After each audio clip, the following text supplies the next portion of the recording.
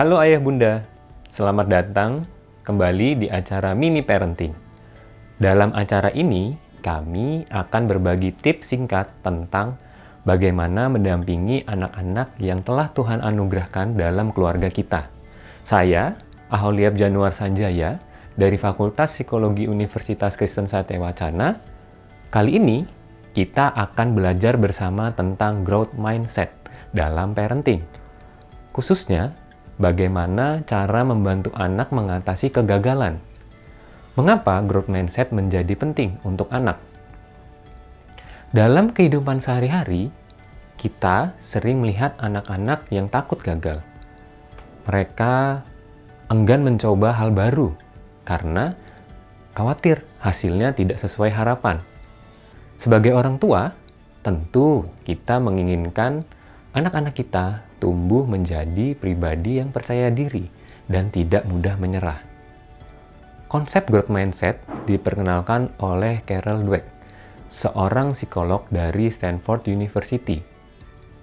Growth mindset adalah keyakinan bahwa kemampuan seseorang bisa berkembang melalui usaha, belajar, dan strategi yang tepat. Ini berbeda dengan fixed mindset, di mana seseorang percaya bahwa kecerdasan dan keterampilan itu tetap dan tidak bisa diubah. Coba kita bayangkan, dua anak yang menghadapi kesulitan dalam belajar matematika. Anak dengan fixed mindset berpikir, aku memang tidak berbakat di matematika, jadi percuma saja berusaha. Anak dengan growth mindset berkata, matematika memang sulit, tapi kalau aku berlatih lebih banyak, aku bisa mengerti. Lalu, bagaimana kita bisa membantu anak-anak memiliki growth mindset? Setidaknya ada 3 cara sederhana membantu anak mengembangkan growth mindset. Yang pertama, fokus pada usaha, bukan hanya hasil. Saat anak mendapatkan nilai tinggi daripada berkata, kamu memang pintar, lebih baik kita mengatakan kamu sudah belajar dengan rajin. Hasilnya pasti membanggakan. Dengan begitu, anak belajar bahwa keberhasilan datang dari usaha, bukan sekedar bakat bawaan. Yang kedua, bantu anak melihat kegagalan sebagai bagian dari proses belajar. Jika anak-anak gagal dalam ujian atau kalah dalam lomba, jangan langsung menyalahkan. Ajak mereka berpikir dan bertanya, apa yang bisa kita pelajari dari pengalaman ini? Dengan begitu, anak akan belajar menghadapi tantangan tanpa takut gagal. Yang ketiga, gunakan kata-kata yang mendorong perkembangan. Kata-kata yang kita gunakan sehari-hari sangat berpengaruh pada cara anak berpikir. Ajak mereka mengganti kata aku tidak bisa menjadi aku belum bisa, tapi aku akan coba lagi. Jadilah pendamping anak dalam proses belajarnya.